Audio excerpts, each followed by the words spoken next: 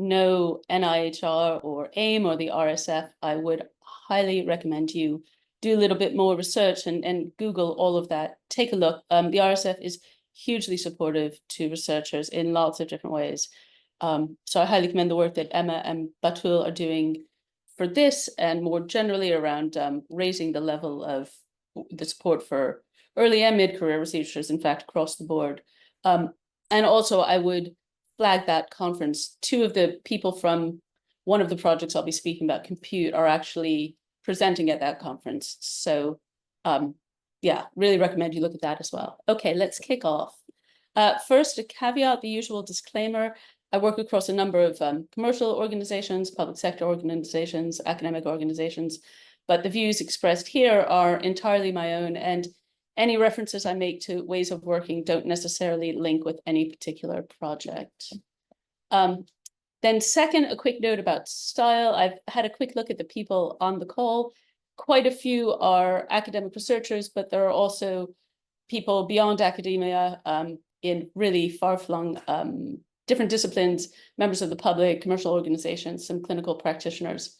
So I will be speaking in pointedly plain English to try to draw in people from as many different disciplines as possible. One of the things that people who know me and know my way of working will have heard before is that I really feel that cross-sector learning is extremely important. I'll come back to that in terms of risk management later in this talk.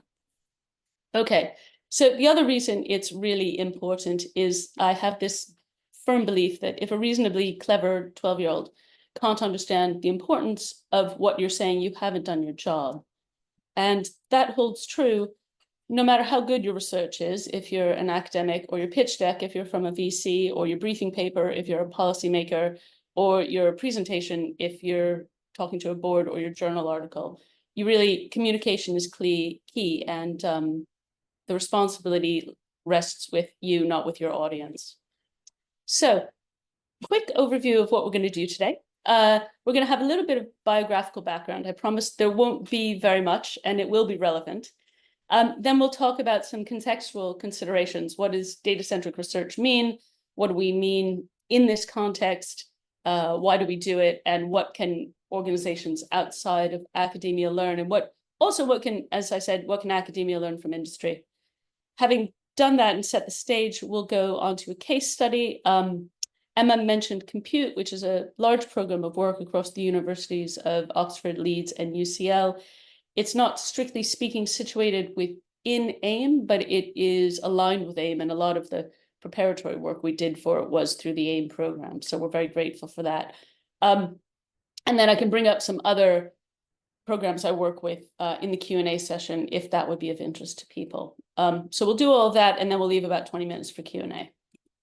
Okay, so a bit about me. Why is, other than, bragging rights, why is that important to this talk? Well, perspective is formed by experience. So I'm going to tell you a little bit about my perspective, and then hopefully you'll be able to make the reads across to why the perspective of the public in research is important. You want a diverse experience and a diverse range of inputs, and this will be a recurring theme of the talk. So my upbringing, I was raised on the one hand by a sociologist who specialized in the management of complex organizations. So prisons, the military, other highly charged contexts, places where how people work together and communicate and understand each other's ways of working or don't really, really matters. It hangs and falls on that. So that's one thing. Then on the other side was an estate planning lawyer. So I've also for a long time been grounded in risk analysis and just nuanced planning for long-term stability and sustainability of organizations. In her case, it was families, but there are clear reads across. So since childhood, I've been interested in, amongst other things, because I'm interested in many things, complexity, social dynamics, myriad forms of risk. So then academically, I read history of art at Yale University, and I did my dissertation on the social history of art, the social grounding. And I used garden design under Louis XIV to look at flows of power. So some of you may know, but Louis XIV did something really innovative. He used these really innovative entertainments in his gardens, fireworks, theatrical shows, to grow and maintain control over the nobility, what would be the upper middle class of today. And this has a direct read across to some of the issues some people I've already seen on this call are working on with regards to AI and technology and distraction and diversion and power flows more widely. So just keep that in the back of your mind. And then recently I completed a master's in AI ethics and society, which was based at the Leverhulme Center, but supervised at the business school, both up at Cambridge. Again, that's important because on the one hand, it's really grounded in the theory, in the philosophy, while equally being balanced out by pragmatic considerations. So my approach to involving the public and research and stakeholders more generally in commercial pursuits is a little bit different to the way most people look at that. There was a great quote I saw from Benjamin Franklin this morning, which is, if everyone is thinking alike, then no one is thinking. And so I hope you will give me a little bit of latitude to explain what I mean here. But I do think that risk mitigation strategies are really important, and that cross-sector learning, again, will be very important. So as Emma said, I do values-led strategy for complex organizations.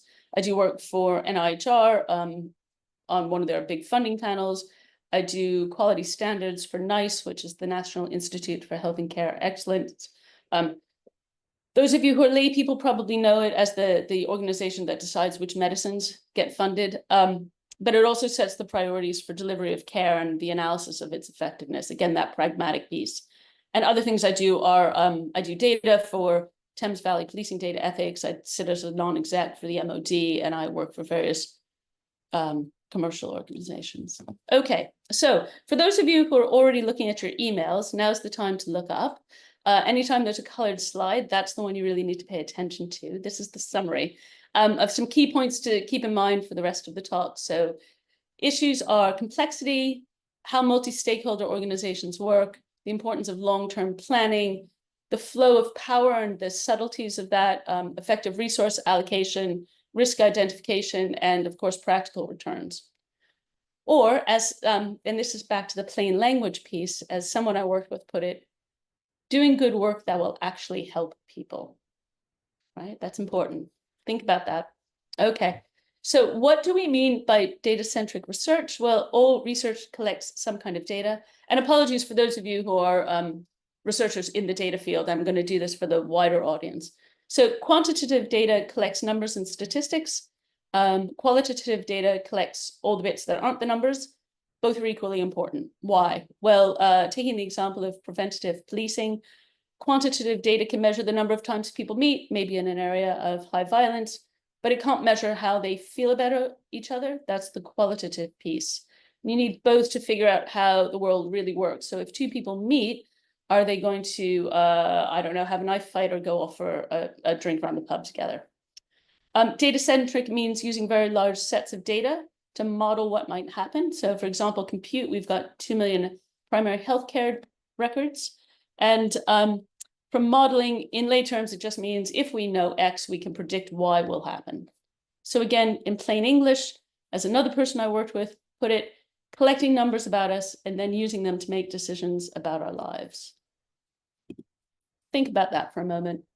Collecting numbers and using them to make decisions about them that affect our lives. Yeah. So just think about the personal power that you have in your daily choices. Okay, I know you're sitting there and you're thinking, I'm a lowly postdoc, I don't really have any power, or maybe a mid-level marketing manager, nothing that I do affects everyone. Think back to what I did my dissertation in as an undergraduate. Louis XIV considered people at your level important enough to devise these really elaborate entertainments to distract and control you so that he could allocate resource and rule with less interference. If it was important to him, it meant that you have power. So the choices that you make, the things you choose to study or not study, how you choose to study them, the commissioning decisions that are made off the back of these, the companies that are built, the tech that's developed, the risks that are identified or not, all of these matter to real people. They affect real people's lives. Sorry to keep moving my camera around, but I can't really see my screen. Your choices matter. Right, so public involvement, what is it? So other industries will call it different things, but in short, it's stakeholder engagement. A stakeholder would be anyone who is impacted by or has a legitimate or maybe otherwise opinion about what you do. So in healthcare, that might be patients. In a commercial setting, that might be customers, might be policymakers, might be regulators. And for this next bit, I'd like to give a shout out to Mark, Safa, Mackenzie, and Victoria, with whom I'm writing a paper about some of this. These categories will vary by discipline, by region, by country. I recently wrote a really interesting paper about this with academics across Europe, and everybody has a very different understanding about what public involvement is. So for here, I'll keep it purposefully broad, but I'm really happy to tease out some of those subtleties in the Q&A. So for shorthand, we have two categories, patients and the public. We can differentiate between the two. Patients include carers and close family members, those who have personal lived experience of relevance to the research. Public is those who have general and generalizable experience, which are also of relevance. So if we are looking at a transport analogy, we might differentiate between those who take buses, which would be like patients, users of the service, and those who don't take buses but share the roads with them, cyclists maybe, who bring learning about how buses affect the roads, but they don't actually have that learning about buses themselves. So patients are specific experience. They might bring understandings of accessing care, the side effect of medicine, disease progression. Across sector read across would be, again, those at buses, you might have understanding of the ticketing process or how easy it is to get on or off a vehicle. These are usually insights about key pain points. The public has a more generalizable knowledge that they can bring. They have knowledge about longer term issues. They might bring impartiality. They're not so interested in their particular disease, but about competing resource allocation priorities. So again, back to the transport example, there might be someone who lives near a train station, never travels by train, but sometimes uses shops and cafes. I think we've done this already. What can each group tell us? How easy it is to get on or off a bus, or how easy it is to get on or off the pavement when other people are using the bus. Both, like that policing example, are important to building a complete picture. So we've discussed broadly who we mean by patients in the public and why we want to involve both. So now we'll look at 3 ways of involving people, which I will broadly put into the categories on participation, development, and governance. And then after that, I'll turn to the compute case study. So the first way is participation. So this might be people who bring direct experience. They might be research subjects who enroll to be part of a study. And how would they do that? Well, they might have their blood samples collected. They might share their data in some other way, and then this will be analyzed. Why is this important? Well, it's a fundamental aspect of research without which basic primary research couldn't occur. And it's also important, and this is the diversity of perspective piece, because if we have limited inputs, we'll have limited utility. Now, I don't know how many of you saw that video that went viral in about 2014 about the HP webcam. For those who haven't seen it, I've put the link here and it will be circulated with the slides later. So a young Black man comes on screen and explains that the tracking software that the HP webcam has developed doesn't actually track Black skin. And then he moves out of screen and his white coworker, Wanda, moves in screen. And as soon as she does this, the tracking software tracks her. And it's a really salient example of what happens when you only have a limited number of inputs. You come up with products of limited utility. So here's an example of a car park. This is an access route. The car park was mostly developed from a male perspective. Oh, here we go. Sorry, we skipped a slide there. So the second way might be development. So you'd get co-creators or team members, people who are members of the public or patients who sit there and actually work through the process of developing your, in this case, academic research project. So what would they do? They might determine what's going to be researched, the methodology for researching it, the aims and objectives. They might address pragmatic concerns like recruitment strategies or how to access respondents. I can talk about that in the Q&A a little bit. I've just been doing some work on that this morning. And again, it's important for risk management because if we have a limited perspective amongst the development team, it will lead to limited effectiveness. And that's where this slide comes in. So this is an access to a car park. It was developed by a primarily or maybe exclusively male team. And it's not really fit for purpose for women. So this is a bollard down here, which gives you a sense of the size of this drop. You can see these windows are completely sealed.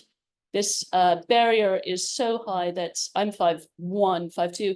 I can't really see over that. It's a really long barrier. So the development team thought about some aspects of safety, like lights that automatically turned on and off, but because their inputs were limited, they didn't think about all of these other aspects of safety. And as a result, a whole cohort women have voted with their feet and used a competitor's car park at greater expense, which just shows the risk of not having the right sorts of inputs.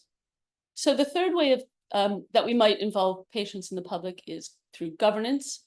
So this might be advisory panels, funding committees, focus groups, ethics panels, and they develop the standards and allocate resources. So this is like a lot of what I do with NIHR or with Thames Valley Policing, or indeed with NICE. You know, you might decide which drugs are going to be funded or prioritize different sorts of research and to decide whether it's appropriate or ethical. And this is important because research always involves risks to participants. That risk piece again, you can think of COVID vaccine testing. And it can be unethical. Again, there's some of you will know about the little Albert experiment, which was done in the early 20th century, where they tried to develop a phobia in an otherwise emotionally stable child, something that you can't really imagine happening today, but there we go. But it did happen then, so look up that link, and again, it will be circulated.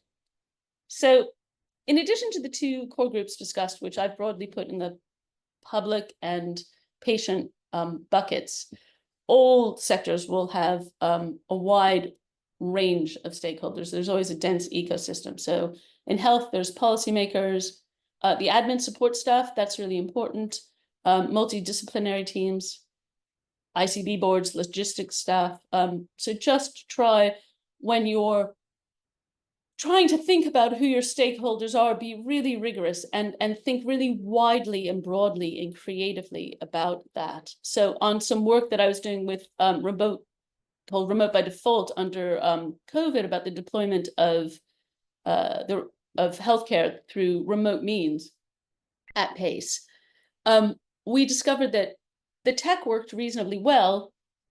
The doctors were reasonably good at it, but the admin staff wasn't trained and so couldn't support the doctors when they couldn't access their patients and couldn't support the patients when they couldn't access their doctors. But nobody had thought about the admin staff.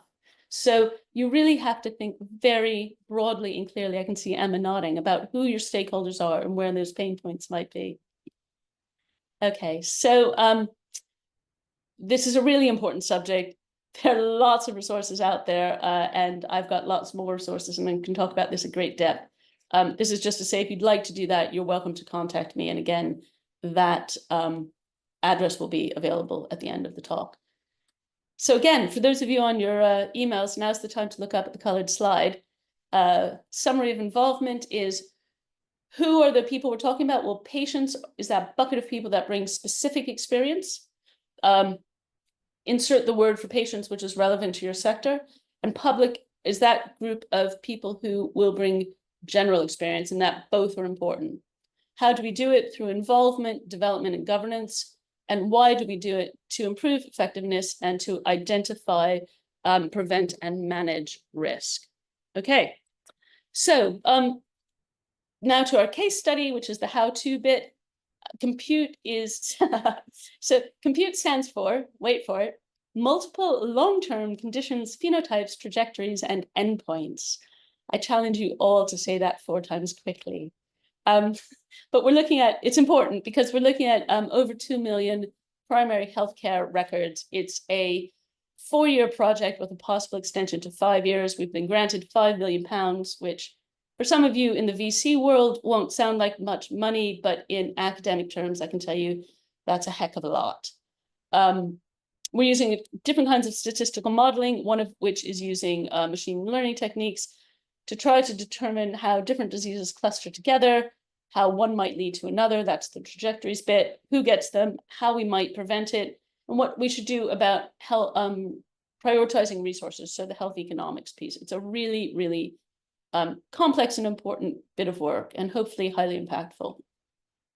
And I'm going to apologize to anyone who is a researcher on this call, and to Batul and Emma and anyone else from NIHR if I sound a little bit awkward in this slide, but lots of public involvement in research projects is what I like to call business as usual.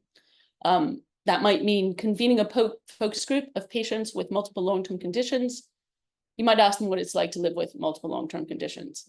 Or you might show them a list of topics, which the researchers have predetermined, that researchers have already decided what the topics are, and then the focus group might prioritize those topics. So this work is not unimportant, but these people aren't real stakeholders. They don't have actual agency or impact.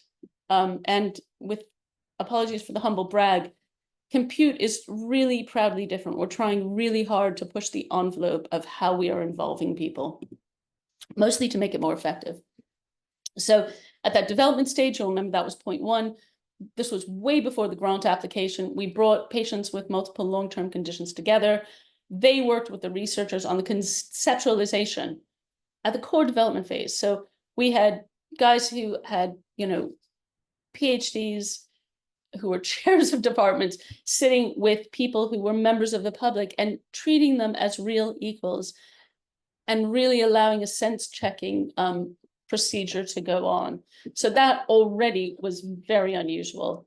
And so was this iterative challenge where we would come up with a sort of work plan for the body of work. The public would criticize it. It's that critical challenge piece. Those who are used to working with boards and non-execs will know there's the operations bit, and then there's the sort of strategy bit. And it's this kind of recurring iterative process.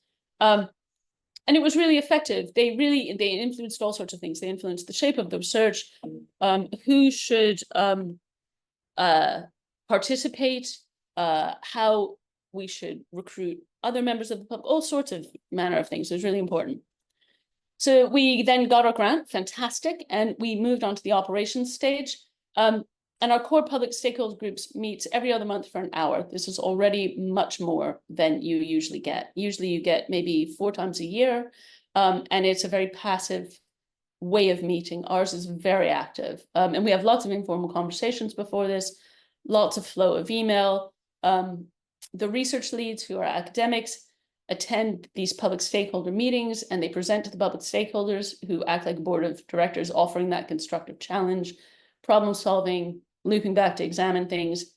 And then public stakeholders also participate in the meetings of the teams that aren't specifically the public stakeholder groups. So in a commercial setting, it might be like having IT attend sales meetings or HR attend procurement meetings. It's a very, very unusual way of working. Some pragmatics from the administration side. We've changed what team members are called.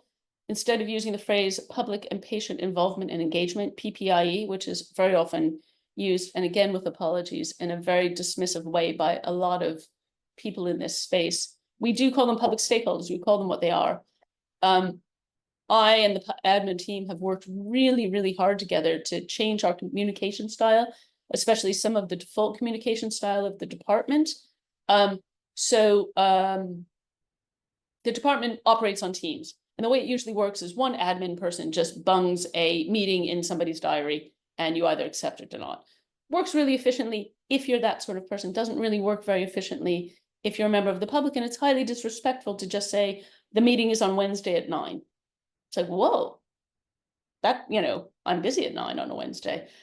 So we've changed that. We now actively communicate with our public stakeholders and say, we'd like to meet on Wednesday at 9 because, for instance, Emma has these other constraints. Would that be convenient? This sounds really simple, but it is actually very, very different to the business as usual approach. We also do better signposting and explanations. I can talk about this at length in the Q&A, but a number of the people have never been to Oxford, right? Much less into one of the colleges, maybe never even into college at all. I mean, not just into these colleges, but any college. So I went to an Ivy League university. I do this kind of work. I'm pretty confident you've probably guessed that from this presentation. I show up at the college and the porter immediately, it's this big wall, right? That's stood there for literally hundreds of years. And you've got this tiny door that you've got to get through. So already you have to bend down like you're, pulling your forelock just to get in the door. You get in the door and immediately a gruff porter goes, "Can I help you?" In a way that the words are, "Can I help you?" But the attitude is, "You don't belong here, go away," right? Even describing this to you, I can feel the tension rising in me. So think about what that might mean to somebody who doesn't have all the forms of power that you already have, right? So we now give really explicit instructions about how to meet. We go and talk to the porters ahead of time to say, these people are going to be meeting. Please be especially friendly to them. So when they come to the door, it's like, "Oh, hi, Emma. We were expecting you." Completely different sort of interaction. It makes a huge difference later on when you're trying to help people, try to elicit the knowledge that they have. Because if they feel cowed, if they feel this isn't a place for them, they will not trust you. If they do not trust you, they will not communicate with you. If they will not communicate with you, you're not going to have anything of value from them. And then everybody's wasting their time, in short. So note the power you already have. Think about things like times of meetings. People have caring considerations. For some people, they can't meet during the middle of the day, during the 9 to 5 working day. They need to meet very early in the morning. But on other projects, they can't meet very early in the morning. They have to meet during the middle of the day. Don't make people chase you for money. Tell them ahead of time how much it's going to be, how the process is going to work, and set up some automatic systems so that the moment people appear and the meeting is over, something has arrived in their inbox going, "Here's your claims form," right? Just be better at it. You get your salary if you're an academic on a regular basis. Freelancers are always working in arrears. And even if you think you're a lowly paid postdoc, and I'm sure you are a lowly paid postdoc, you're better paid than the people who are helping you. So just be really, really cognizant of that.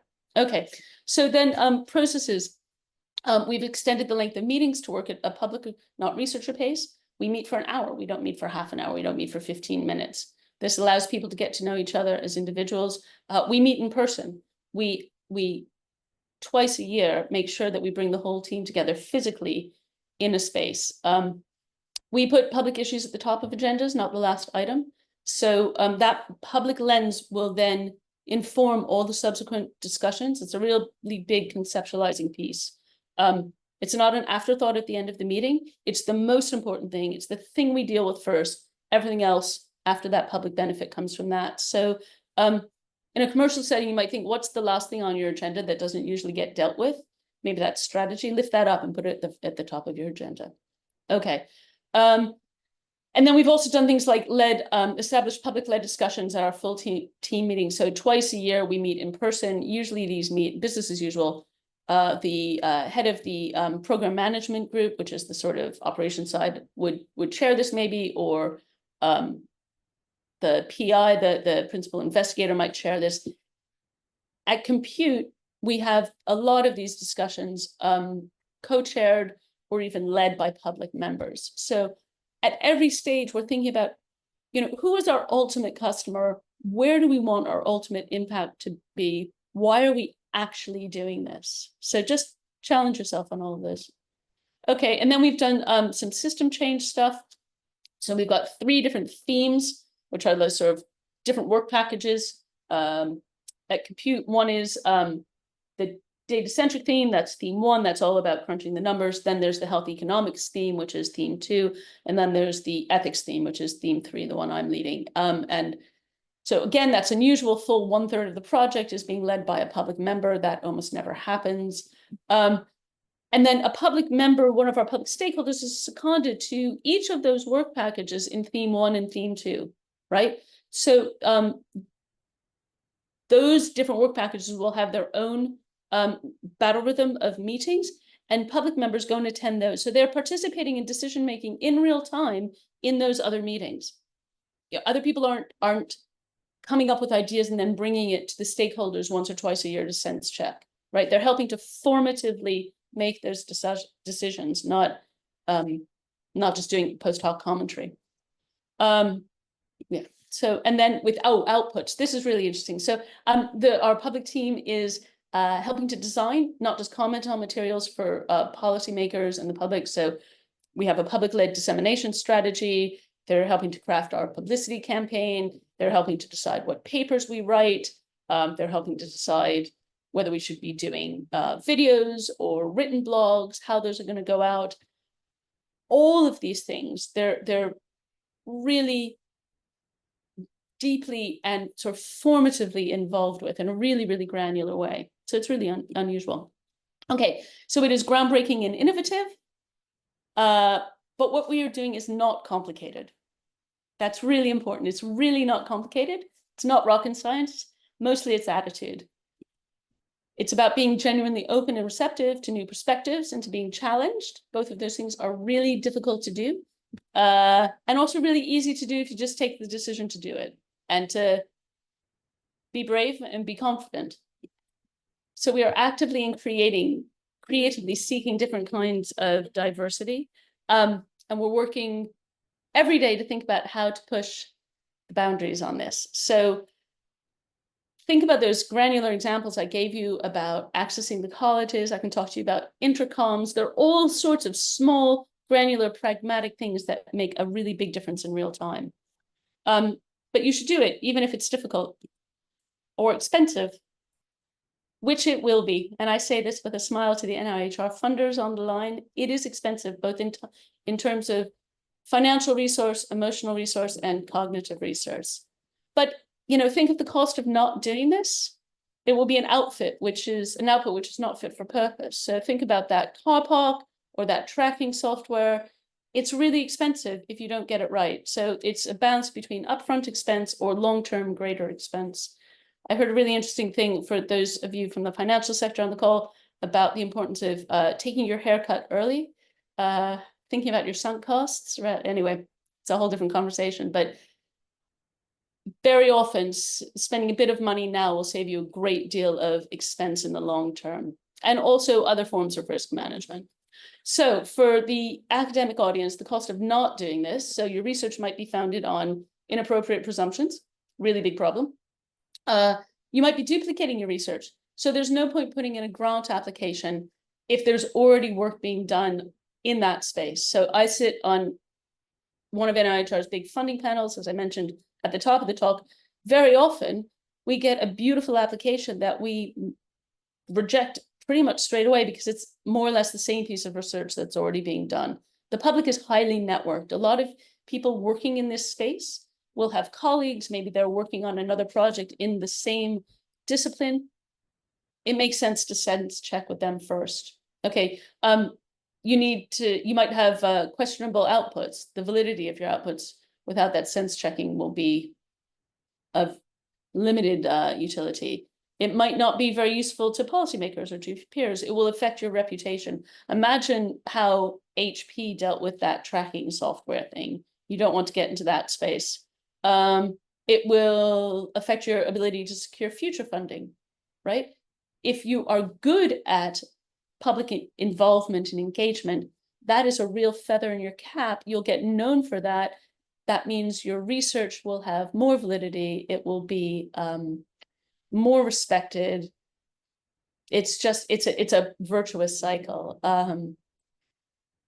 You want to show good public engagement because it will affect your access to journals for those early career researchers. It will help lift you when you're applying for postdoc posts, affect your invitations to conferences, on and on and on and on and on. So you want to do research which is effective and impactful, and patients in the public can help you do that. And then just for the wider audience, the cost of not doing this in broad strokes: commercial risk, legal risk, regulatory risk, reputational risk. You too want to produce products and services which find a loyal customer base. You want them to be effective, you want them to be impactful, and patients and the public can help you do this as well. So last colorful slide off those emails for the last time. The summary here: how do we do it conceptually? Well, we have to think about where our perspectives might be limited, what we might be missing, what sort of challenge we need, and how can we structure in that challenge. And the best way to do that is to start talking to people who are already challenging.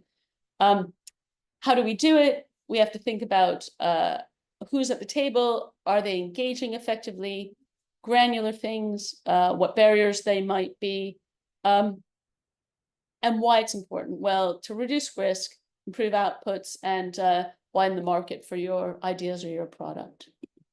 So be rigorous with yourself. What are you actually trying to do? Be really, really honest. What are your short and long-term goals? Who are you serving and why? Do your actions support what your goals are? How might you be undermining yourself? Who could you ask and what can you do? So a final caveat, just to be brave. It is hard work. There's no getting away from that. It can be scary. It's really hard. I can talk about one particular time it went really badly wrong, if people want to talk about that. So it doesn't always work, and I think we have to admit that, but it's also worth it. And actually, it's just too risky not to do it. So a final word, you have more power than you think. Your choices, including what you decide to research and how you decide to research it, carry weight. They matter. So just be brave. Make the effort, do it well, and have